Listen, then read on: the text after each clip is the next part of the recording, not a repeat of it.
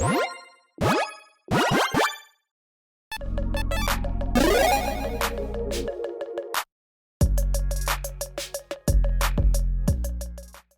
everyone, Mitch coming in from the Commander Score Studio. Welcome to the show. So, March Machine spoiler season has finally ended. We have the entire set to us. We're just going to go with that. The entire set is ours now. But now we have access to all the cards now. So, we know, well, which ones might have a big impact on Commander. And these are my picks. Now, on this episode, I'm going to go through 18 cards. Now, why 18? Well, that's just the ones that I found. I will also note that these cards do not include any commanders and also battles. Battles I'm going to do a separate episode on because that is an entirely different beast. So with a brand new permanent type like that, definitely want to cover those kind of in a different kind of episode. So on this episode, every other thing except for, again, commanders, which are already covered in, my favorite commanders episodes in the tier episodes, and then as well as, battles, which will not be on here too. I already said that. Let's jump into it. So starting things off, Corrupted Conviction. Johnny, no, what are you doing? Killing children. Okay, that's fine. Anyways, instant for a black. Additional cost to cast this spell, sacrifice a creature, draw 2 cards. Yeah, we've seen this kind of card before. I believe this is just basically a reprint. I mean, not a reprint because it's a new card, but it's a reskinning of basically village rights, right? Essentially, a very effective, very efficient draw spell that is also a good way to sacrifice a creature that might already want to be sacrificed. Maybe like a sad robot, or if you're an aristocrat style deck, just basically kind of getting even more benefits out of creatures dying, like, like a Teysa Karlov deck. And again, yeah, just a single mana, instant speed, sacrifice creature, draw 2. That is fantastic. Yeah, I don't know what to say about this one. Basically, hey, if you play Village Rights in a deck, you probably want to consider this one because it's the exact same card. I will note as well, I should probably already mention this, with those prices that are up on the screen, this is going to be like pre-sale prices that are getting pulled right now. So it's probably not going to end up that expensive at 89 cents. It is a common from the set. The pre-sale prices generally are a little higher than what it's actually going to be when the set comes out, but we shall see. Moving on, Ral's Reinforcements. This also is basically a reprint of another card in a different way, though. Sorcery for 1 in a red. Create 2 1/1 blue and red elemental creature tokens. So, yeah, basically this is essentially Dragon Fodder. Now, Dragon Fodder makes goblins, so obviously, yes. Goblin decks are like, well, I'd use that one, but not this one. It's like, yes. I mean, you don't really want to make elementals too many times in a goblin deck. Maybe you do. But yeah, so essentially, this is just, again, for decks that, want to create creature tokens and they don't care what kind of creatures they are. There you go. You are making, basically the exact same rate. 2 mana for 2 1/1 tokens. That's pretty fantastic, again. Also, again, obviously, elemental decks definitely want to consider this one, too. Again, if you've got, like, is it Wake Root Elemental in play? Is that the one that has the, ETB, top your card, essentially, hey, put it in play if it's a land and in your hand if it's not. Yeah, I mean, I think it's Wake... No, I don't think it's Wake Root. Never mind, that's a different one.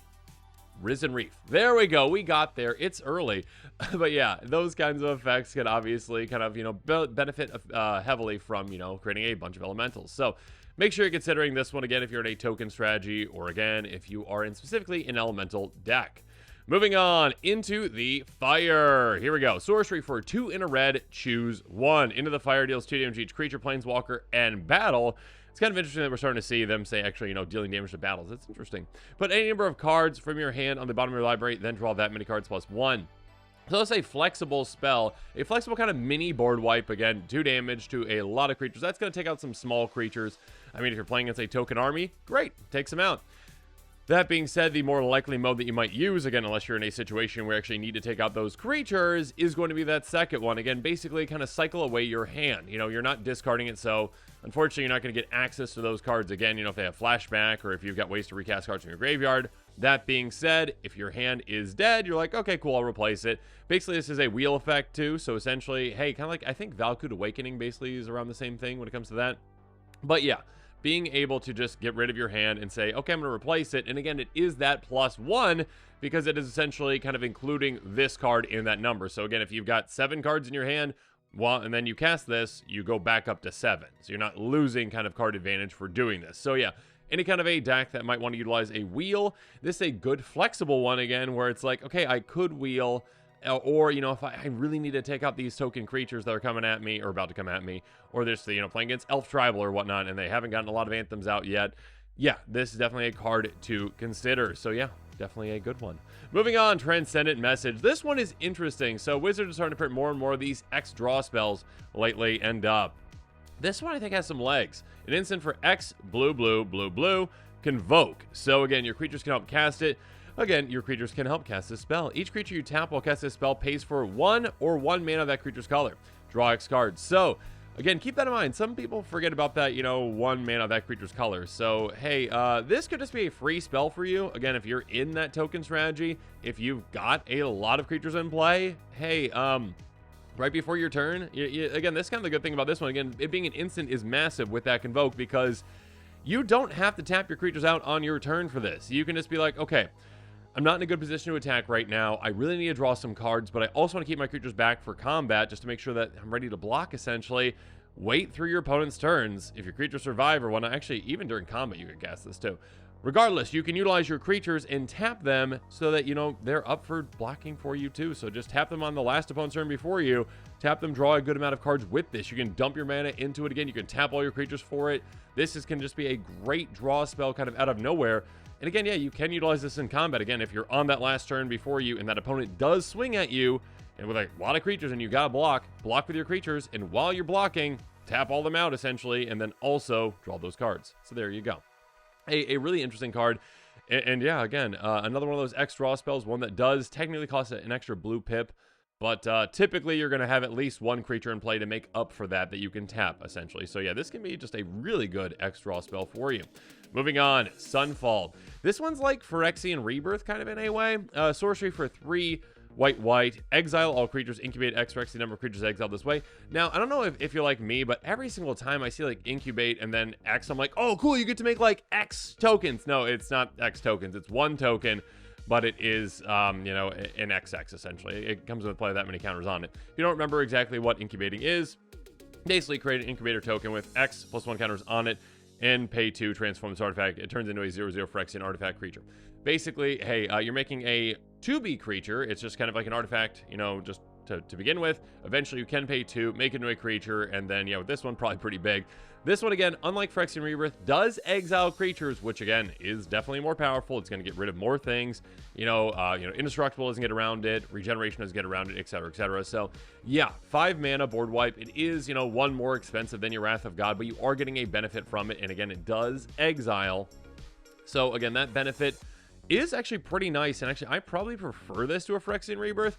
Phyrexian Rebirth kind of has an issue where it's not really an issue, but that one is 6 mana, it destroys all creatures, and you make an XX. And basically, with that one, you're like, okay, cool, all right, I have got this XX in play, but it's already a big target then because people are like, okay, everything's gone, but that's there, and I need to get rid of it. Versus this, it's like, okay, I've got this like little artifact in play that is not a creature currently. So again, if another board wipe happens at some point, it's not going to take it out if I haven't activated it. And also, yeah, someone might not have removal for that artifact then and there, and they might, you know, not be able to utilize it when you actually turn it into a creature. So you can turn it into a creature when it's beneficial to you. Keep it as an artifact until then. So yeah, definitely a more interesting kind of one, I think, than Phyrexian Rebirth. One, I think that's got more legs in it. And yeah, one that, yeah, I'd be considering to replace it with, essentially. Not in all scenarios, but in many scenarios. So I think it's a pretty interesting one for sure. Moving on, we've got Complete the Circuit. Speaking of interesting, my goodness, this one's interesting. Instant for 5 and a blue, Convoke. So your creatures can help you cast a spell. Each creature you tap while cast this spell pays for 1 again. So yeah, same thing kind of as that X spell we talked about earlier. You can cast sorcery spells this turn as though they had flash. That is already an interesting thing. So again, you could just kind of utilize this and be like, oh, I need to panic cast a board wipe during an opponent's turn because they played a bunch of hasty things or whatnot, or their board just got kind of out of control out of nowhere. Again, have your creatures help you cast this essentially, then cast, you know, your Wrath of God or whatnot. So again, or, you know, an extra turn spell maybe. Gross. And of course, that works with the last part of this card very well. When you cast your next instant sorcery spell this turn, copy that spell twice. You can choose 2 targets for the copies. Gross. So being able to essentially utilize this to copy a next spell twice can be massive.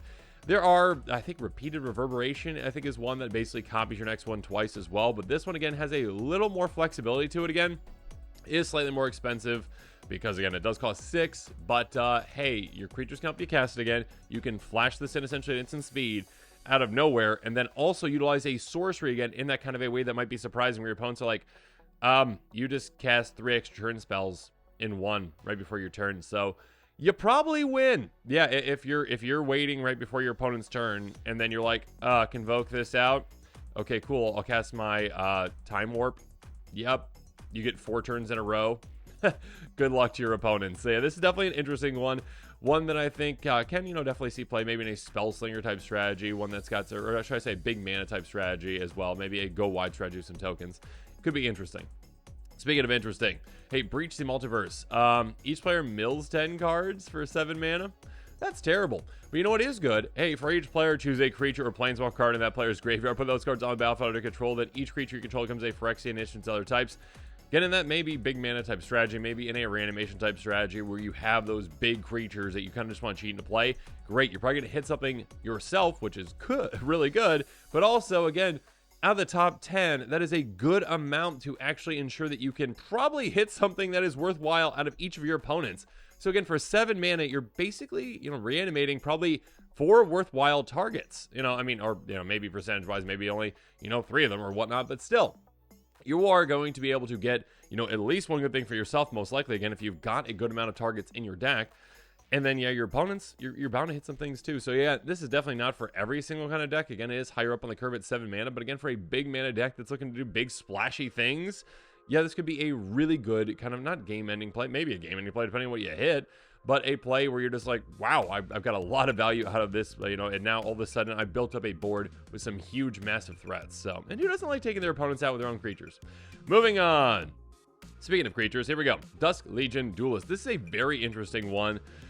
And yeah, Wizards is finally starting to give mono white a lot of, draw opportunities, I should say. A 2/2 Vigilant Vampire Soldier for 1 and a white. When 1 or more +1 counters are put on Dusk Legion Duelist, draw a card. This ability triggers only once each turn. So there is a limitation to that, and that's probably a good thing because, it might get pretty absurd if you can just keep drawing more and more cards with this. I mean, I guess Fathom Mage is already a thing, but that one's limited to certain colors versus this one is, in a singular color. And it's lower to the ground. But yeah, being able to draw cards off of +1 encounters, there's a lot of synergies in there. Obviously, there's a lot of +1 counter builds that can just, repeatedly get counters on your creatures, turn after turn after turn, even on your opponent's turns. Again, if you have ways to proliferate on their turn or way to just get a singular counter on your creature, great. You can just draw, again, with each trip around the table, you can draw 4 cards, essentially, with this low to the ground 2/2 that is also vigilant. So the more and more powerful this becomes, again, the more able you are to just swing out at your opponents, be a decent threat on offense and defense with this. So yeah, this is very efficient, very effective, and of course, yeah, just a great way to draw a good amount of cards throughout the game. Again, especially for a color that lacks card draw for the most part, it is starting to get more and more opportunities to do so. Now, a color that is not lacking card draw is now getting yet another toy with Fairy Mastermind. A 2/1 Fairy Rogue with Flash and Flying that costs 1 and a blue. So again, same cost, 2 mana essentially, is that last one we talked about. This one says that whenever an opponent draws their second card each turn, you draw a card. And by paying 3 and a blue, each player draws a card. Okay. So this one can draw you an absurd amount of cards throughout the game. Again, you can flash this in out of nowhere if an opponent's about to cast a draw spell. Cool. All right, flash it in, draw 2. Great. Or draw 1, they draw 2. Whatever. You know what I mean. But yeah, this one has the opportunity to just sit down in play and just draw you incidental value throughout the game because your opponents, yeah, again, in Commander, players like drawing cards. They like, ramping. They like drawing cards, I should say, with this one, though. But yeah, being able to just draw additional cards every single time they do so is pretty absurd. Again, with each trip around the table, this can draw you. I mean, just if you're just, I guess technically this one, I was about to say 4 cards with each trip around the table. About to be 3, but basically, this does count your other opponents on other opponents' turns if they happen to cast a draw spell on that turn. Again, instant speed draw spell, you're also counting them too. So you can draw, basically 3 cards per turn with this if your opponents do that. And by paying 3 and a blue, each player draws a card. You are forcing that card drawn. So there you go. You pay 4 mana, your opponents each draw a card, and that one player that might have already drawn the card on their turn, you're already forcing that. If other players have already drawn cards, yeah, you can add that up pretty quick and draw a good amount of cards with this. Yeah, this I think is going to have a lot of legs in the format. And I think this card got spoiled quite a while ago. It's already like a $12 card. So yeah, definitely a very good one. Moving on. Oh my goodness. Okay, we've got yet another flying shark. Sharknado is back with Chrome host Seed Shark. A 2/4 Phyrexian Shark with flying. Pretty ridiculous. So that's hilarious that they really brought back, yeah, Sharknado. I can't remember the Shark Typhoon back for 2 and a blue. Whenever you cast a non-creature spell, incubate X-Rex that spell's mana value. So again, incubate, a good kind of like potential value for creatures when you want to make them into creatures. It does cost mana to do so, but again, having kind of like, you know, a token army ready to go essentially when you need to. Again, they can avoid board wipes like Wrath of Gods until you are ready for that to actually activate them. And yeah, once the board's cleared, send them through. Again, this is kind of like Sharknado essentially, or Shark Typhoon. I keep saying the wrong one, but basically kind of like, again, incubating the creatures instead of immediately making those creatures. That's kind of the way, I guess. And they all have flying as well. But still, a low to the ground token generator like this one, token generator like this one can be absolutely massive for a lot of decks out there. Again, if you're in a Spellslinger deck, like a Tallren Sky Summoner deck, yeah, you just got another way to make even more creature tokens. And yeah, I think this one can have a good impact, especially again for artifact decks, Spellslinger decks, ones that are going to be casting a ton of non-creature spells. Definitely can make a good impact with that. And again, it's a flying Phyrexian Shark. What's not to love about that? Speaking of a flying non-Phyrexian Shark, though, Guardian of Gearpool. Okay, do Magic players like to blink things? Yes, they do. Here we go. A 3/3 Angel with flying that has, when it enters the battlefield, exile up to 1 other target creature artifact you control. Return to the battlefield under its control to begin next end step. This can provide you a lot of value, just again as a singular creature.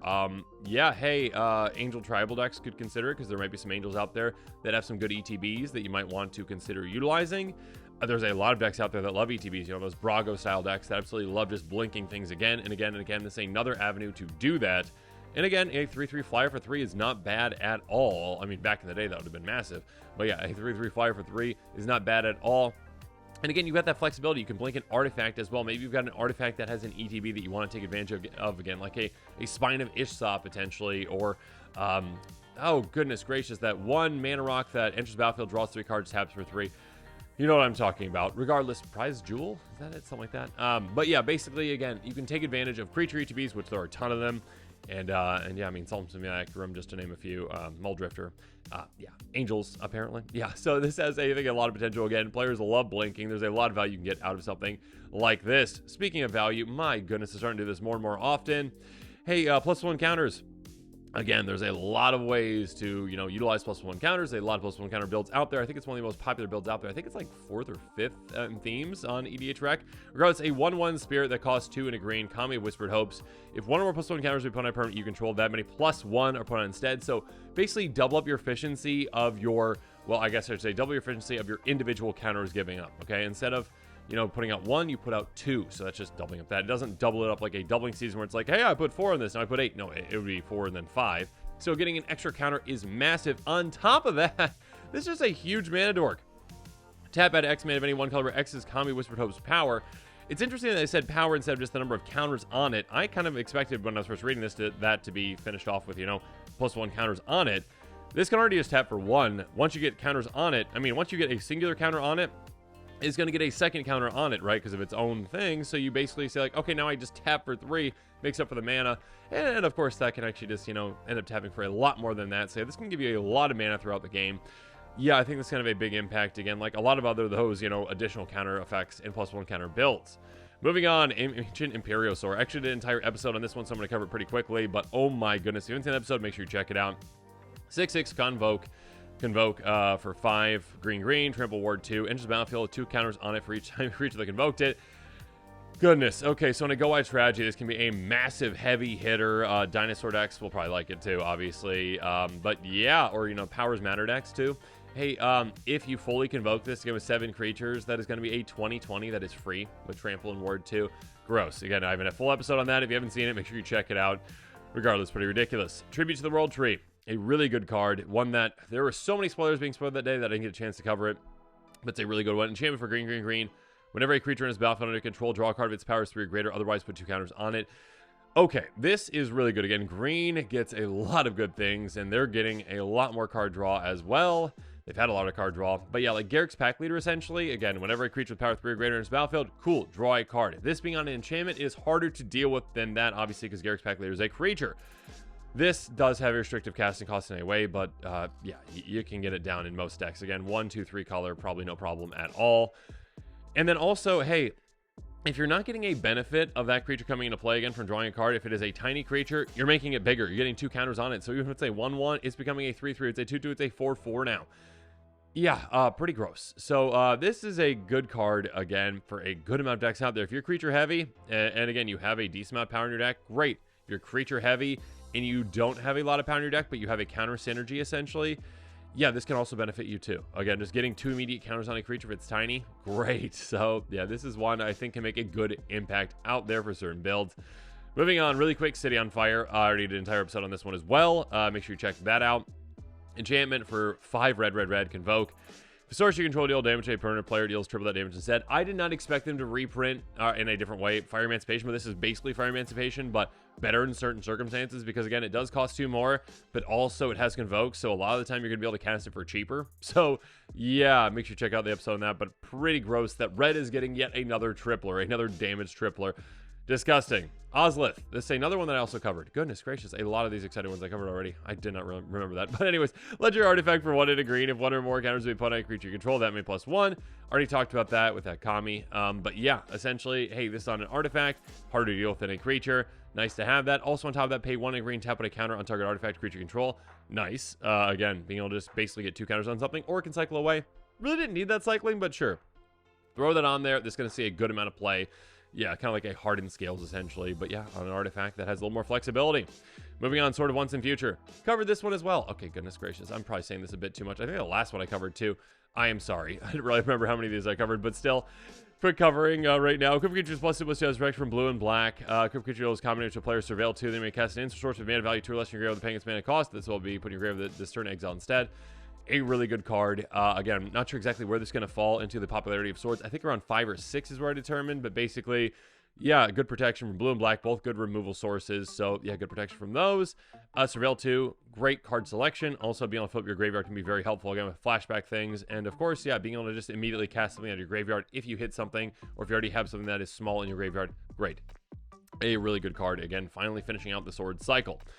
And then, yeah, we also have, finally, the Planeswalker, Wren, and Realmbreaker. This one can make a big impact on decks that really like mana fixing and, yeah, a lot of spicy things. Lands you control have tap, add 1 mana of any color. So, again, perfect mana fixing, essentially, for your lands. That is huge, kind of like the World Tree, essentially. Good callback to that. But, yeah, being able to just perfectly fix your mana in a 5-color deck can be great. Yeah, Super Friends deck could definitely utilize this one. +1, yeah, make a land into a creature. -2, mill 3, put a permanent card from among them into your hand. Yeah, basically, potentially card advantage. And then -7, you get an emblem with. You may play cards from your, play lands from your, and cast permanent spells from your graveyard. That is pretty massive. Basically, your hand becomes an extension, sorry, your graveyard becomes an extension of your hand. And yeah, milling into that can be great. Yes, making that 3/3 can be like, you know, protection essentially, or if you've got other land creature effects, that can be great. Again, I already did an entire episode on this one, but yeah, I think this will make a good impact. Overall, oh my goodness, a lot of exciting cards from this set. A lot of really, you know, heavy impact cards, I think. Ones that, well, are just, again, kind of like a couple of like kind of reskinning, a couple of like reprints essentially. Some basically exact reprints, like Corrupted Conscience, whatever that first one was. Not Corrupted Conscience, but yeah.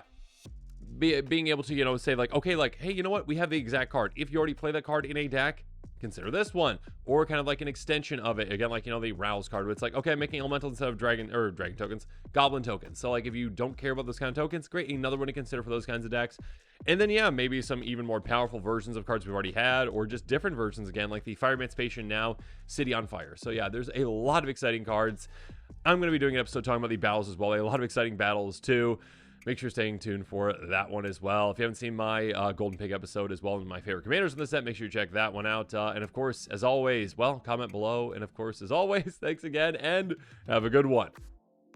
This show and episodes like this one are possible thanks to viewers like you. If you're looking for an easy way to help support this show, make sure that you like, share, and subscribe. Also, hit that bell notification icon so you don't miss any new episodes. You can also go check out our playmats and other merchandise at thecommandersquarters.com. We also have a ton of brand new t-shirt designs in stock, so make sure you check out those as well. Another easy way to support this show is with our TCG Player affiliate links. So whether you're buying a deck or individual cards, you can use this general link right here or one in the description. And the final way that you can support this show is by supporting us directly by becoming a patron. There are many benefits to being a patron, and I truly couldn't do this without all of their support.